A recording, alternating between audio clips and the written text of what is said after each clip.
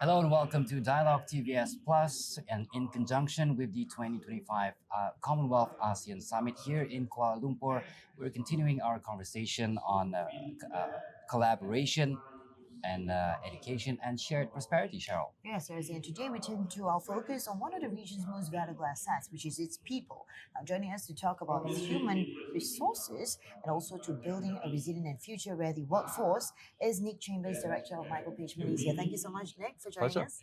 Thank you so much, Nick, for joining us. Nick, ASEAN and Commonwealth economies are rapidly evolving. So, what major shifts do you see in the job market today, and how are they reshaping the future of work? Great question. It's probably the biggest shift that we're seeing from a recruitment perspective and from a talent perspective is the move away from traditional based hiring to more skills based hiring. So historically, recruitment processes were centered around job title, education, the CV. qualification of the degree, where the degree came from.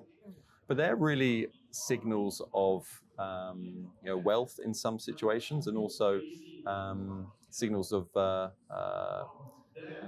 just how fortunate you've been in your circumstances, which family you were born into.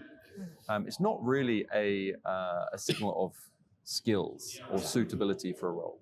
So we're seeing a lot more of skills-based hiring where companies are specifically targeting certain skills for roles. And what that does is it creates a far more level playing field. So then all of a sudden privilege is less relevant, and it opens up the doors for opportunities for people who maybe didn't study at an Ivy League university. So and that's really been a shift since COVID, where companies are just far more targeted on soft skills, human skills, and this concept of skills-based hiring.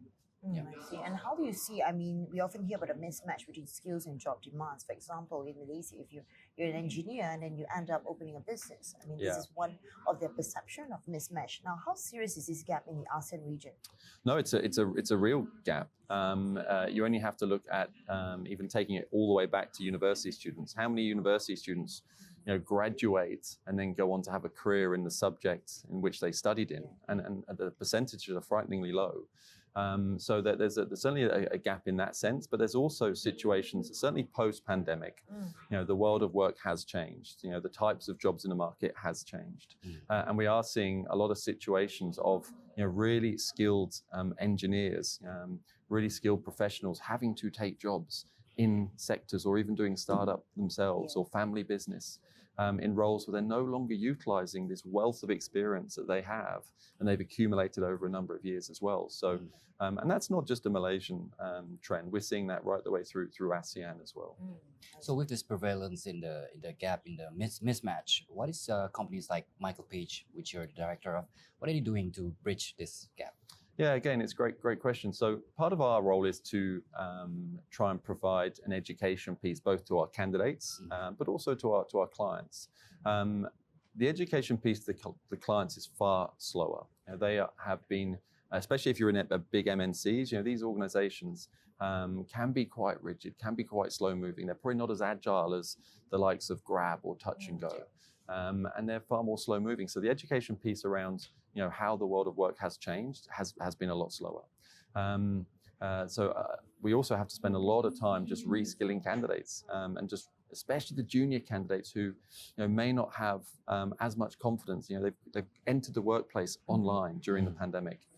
They don't have the human skills that we've seen becoming more and more essential now: critical thinking, collaboration, and what have you. So a lot of educating on both candidates and clients. What would you say is, on your expertise also and being in Malaysia, I mean, for more than 5 years and almost 10, one of the main things that we usually have is like for businesses is hiring influencers, to be one of their ambassadors, or that's becoming one of the hiring trends. In your opinion, what is your take on that?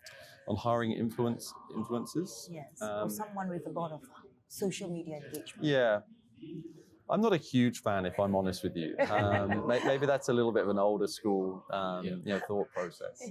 For the simple reason being that what then happens when you're wanting to progress your career or move into a different role, and that person's no longer there to help support you and elevate your profile. don't get me wrong, that everyone needs a leg up to get started. Yeah.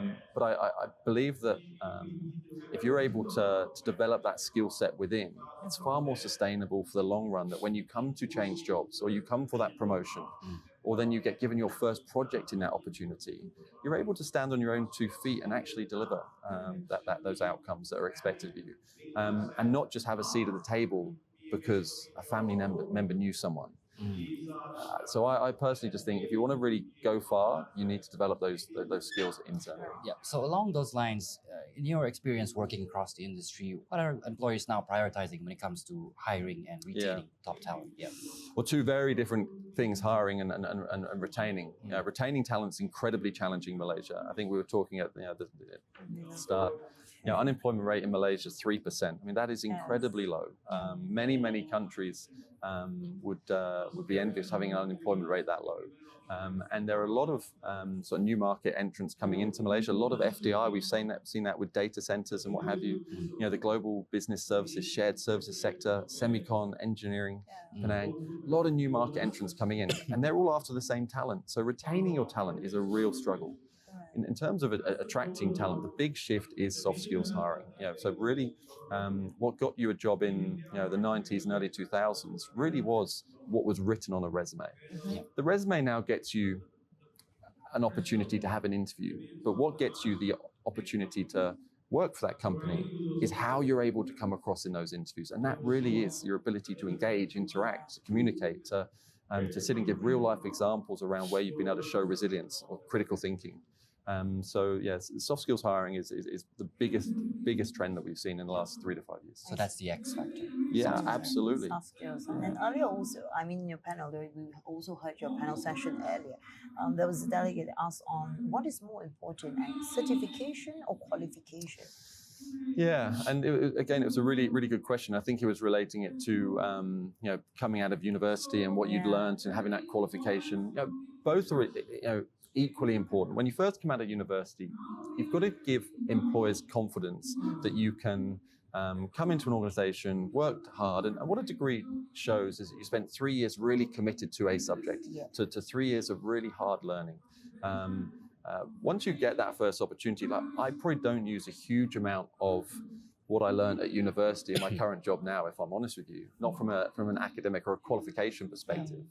But what I absolutely use now is the human-centric skills that I learned by being at university. I lived a 2-hour flight away from home. Wasn't near my family. That creates a lot of independence. There were some really tough times. That creates resilience. I had to live in a house with 5 complete strangers. That really helps with communication, collaboration, engagement. Don't get me wrong, I had a great 3 years, but what I really took from my time at university was my ability to engage with people and overcome obstacles and interact. So both are equally important. The degree probably got me my job at Michael Page, but what's hopefully enabled me to continue and progress my job at Michael Page is more of those human-centric skills. Exactly. So if we zoom out a little bit, as economies become more interconnected, how important is talent mobility, especially in Commonwealth, in ASEAN, in driving growth and innovation? Yeah, I think that collaboration can be a huge game changer, and I don't necessarily know if we're doing quite enough yet. I think there's obviously some excellent MOUs in place, and but we need to go deeper than that. It can't just be MOUs. We need to see real life practical examples of talent moving within the region, and it can't just be talent from the top universities in those countries. We've really got to look at how we expand that into more rural areas as well. And whether it's in-person internships, moving talent within the ASEAN Commonwealth region, or even I think, as Beth was sharing earlier, the virtual internships across locations as well. Those sorts of programs can be hugely beneficial to knowledge sharing, to having best practice taken back to your home country, learning overseas, but also if someone's willing to have that cross-border internship, that again just develops incredible human skills as well that you can then take back and use those skills for the rest of your career. And also help with its social cultural skills as well. Absolutely. And also we're touching and zooming in on ASEAN as well, Nick. I mean, if you could give one key recommendation to ASEAN and Commonwealth policymakers on strengthening bilateral ties and also at the same time boosting our talent pool, what would it be? I think it comes back to technology, if I'm honest with you. I mean, technology is a great enabler, but there are some significant gaps across ASEAN. There are some countries that are really pushing forward with digital transformation, digital integration, especially in the academic world. Yet there are still some countries that are still really grappling with basic network infrastructure, and that's all about access. If you've got young, aspiring individuals in rural areas across ASEAN and they don't have access to basic Wi-Fi, for example, how do they take advantage of the fact that information and learning has never been so easy? It's never been so easy to jump online and download courses and learn a new language, a new program, whatever it may be. But if you don't have access to that basic network and that Wi-Fi, you miss out on this wonderful opportunity to better yourself and to really have that early appetite for learning. So my key message to policymakers would be to look at that, enabling access to all. We owe it to the youth of today to give them that opportunity to have a chance of being successful. Yeah. Speaking about the youth of today, I think a lot of Gen Zs will probably be watching this episode. So with more young people entering the job market, what can organizations do to better nurture and retain Gen Z talent? Yeah. A group known for its values, flexibility, and purpose-driven mindset. Yeah. Purpose-driven, that's the key thing. Our purpose at Michael Page is to change lives. And that's not a purpose that we take lightly. That's through placing candidates into new roles, changing the lives of our own employers, giving some advice to someone to help better their chances of getting a job. So that purpose-driven piece is so important. I think when I look at the youth of today, organizations need to recognize that what I love most about Gen Zs is their willingness to give you information, to give you feedback. Now, as organizations, if we're going to want to be better organizations and create these environments where we can retain this young talent, we have to be willing to listen. Now, it's not all about having beanbags and what have you. That's not what Gen Z want. They just want purpose, and they want to know that the work that they're doing is contributing to something greater than just themselves. And I think reverse mentoring, we've seen great examples with some of our clients where Gen Zs are mentoring our C-suites to share and give them real life insights on how they can change the organization to not just suit Gen Zs, that's a misconception, but just to be more open-minded to hearing what Gen Zs are saying and actually trying to do something about that. If you get that piece right, you will retain Gen Zs far better than what you would if you don't. Well, that's a delightful piece of advice, Nick, and also thank you so much for sharing. And of course, I think for all the job seekers and also employers out there, ought to be also ready to hop on what is your advice. Thank you so much again, Pleasure. Nick, for joining us in conjunction with the Commonwealth ASEAN Summit 2025. So, Thank you. That's all from me, Shaul Jumatu. And I'm Razi Ahmad. We'll see you next time on Dialog TVS Plus.